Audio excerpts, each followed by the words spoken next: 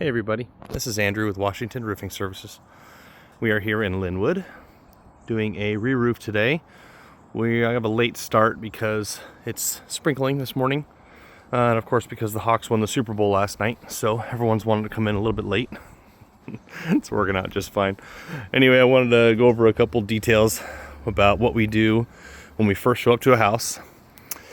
We like to take a bunch of pictures, of course, so the homeowner can see before and after photos, and so that we can make sure no damage was done, compare the two photos, and then also just get a better game plan with the homeowner and our crews. We can see from this house that it's pretty simple. It's a low slope roof, not much debris is going to slide off.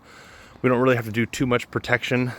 This right here is, plant we don't want to crush, but there's a flat roof right above it. We're going to be able to manage this material really well. We have great access to throw the material into the debris into the dump trailer. This is a really simple job site. Let me show you what the roof looks like. It's definitely on its last leg. The homeowner is going to be selling this place.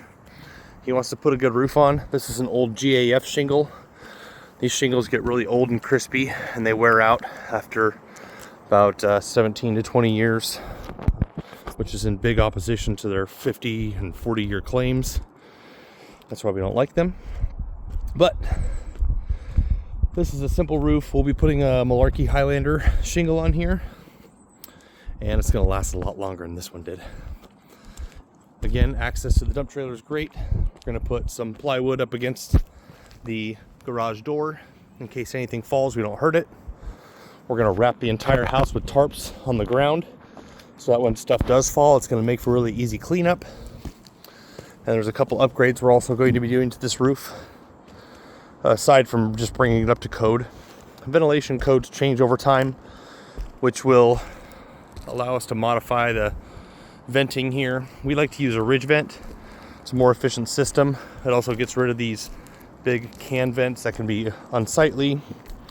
And they also can block airflow or hinder airflow from having a free escape from the bottom to the top. So the ridge will be the new hot air escape. We also use high profile ridge capping, which means that it's raised like this. It's a little bit different looking than this stuff. Looks nicer. It'll make it really pop from the road. We'll replace all these vents with new.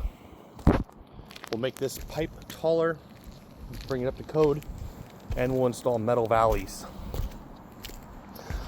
Looks like the chimney is in good shape. Brick, mortar, no attention needed, just could be cleaned. And then the flashing on the side is actually in good shape.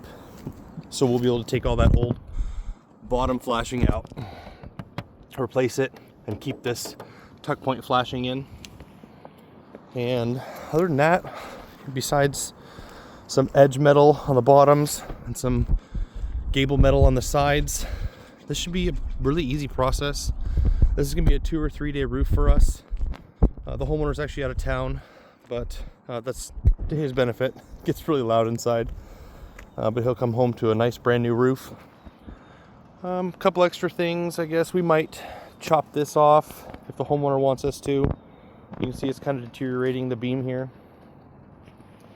There's also a piece of fascia over here. Looks like it was trimmed back, maybe a little bit too far. We might put a new piece of fascia on since this gutter would be so easy to take off. These gutters are in great shape. We got a little bit of sagging right here on the side. Once we have this off, we'll ask the homeowner if he wants us to put like an outrigger in to lift it up, just to raise the curb appeal. Sometimes they do, sometimes they don't, but when the roof is off, it's really easy to make that change if we'd like. But the roof is going to get torn off today, and a new one's coming up soon. But anyway, thanks for listening.